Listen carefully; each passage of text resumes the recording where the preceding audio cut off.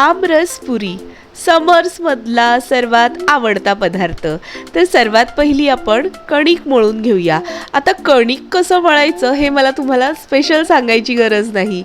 तर अशा प्रकारे आपल्याला कणिक मळायचं आहे आणि इथे हे आंबे आहेत जे मी स्वच्छ धुतले आहेत आणि आता आपल्याला हे सर्व त्याची सालं काढून ह्याचा पल्प काढून घ्यायचा आहे।